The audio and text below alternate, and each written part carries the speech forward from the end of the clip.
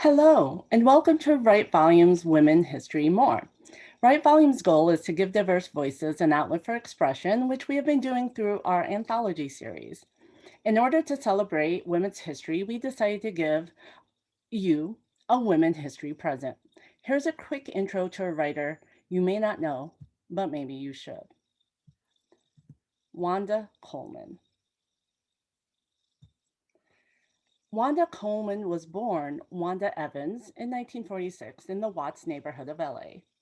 Coleman was encouraged to read by her parents and loved books. She began writing poetry as a child at the age of 5 and published her first poems in a local newspaper at the age of 13. She is the author of 20 books of poetry and prose. Coleman's work focused on racism and the outcast status of living below the poverty line in California, specifically in Los Angeles. She worked many different jobs during the 1970s and 80s and developed her craft at night and on weekends by attending writing workshops in and around Los Angeles. She also won an Emmy for her work as a writer for the television soap opera Days of Our Lives in 1975 to 76. Her collection of autobiographical stories and prose poems titled African Sleeping Sickness came out in 1990, including the poem or prose Where the Suns Don't Shine, which won the 1990 Harriet Simpson Arnault Prize for Fiction. She was a nominee for the California State Poet Laureate and was considered the unofficial poet laureate of Los Angeles.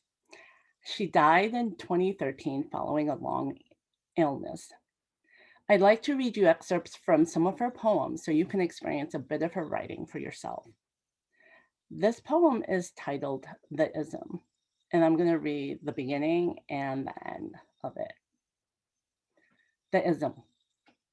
Tired, I count the ways in which it determines my life, permeates everything. It's in the air, lives next door to me in stares of neighbors, meets me each day in the office. And at the end, it says, I find it in my mouth when I would speak of other things. And I find this poem, I think it's so clever. It has powerful descriptions of an intangible ideas, which you can actually feel, and it allows your imagination to color in the rest. Just, I find it in my mouth when I would speak of other things. Oh, that just gets me every time. The next poem is about gods and things. I do not mean to be fatalistic. Know the limits put on you, Black man, me, Black woman. When you are killed or imprisoned, desert or separate from me, I'll continue. Fill the void of your absence with love between me and ours. And for me, this poem just shows the impact of how hurting a group of people can influence another group of people in only a few words. I'll continue. Fill the void of your absence with love between me and ours. Oh, again, so powerful. And the last poem excerpt I want to read is Beaches, Why I Don't Care for Them. The only time I like the beach is when it's cold, hostile, and gray. I feel kin to it then. Or at night, when it speaks a somber tongue, only the enlightened perceive, when the ageless mouths joins mine. And to me, the visual is so rich and evocative. And I love the idea of the beach being ageless.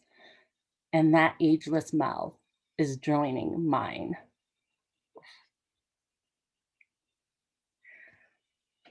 Well, this has been a Write Volume Women History More. And there are many, many more women history presents if you look. Feel free to follow Write Volumes on Twitter, Instagram, Facebook, YouTube, or sign up for our email list on our website, www.writevolumes.com. Thank you.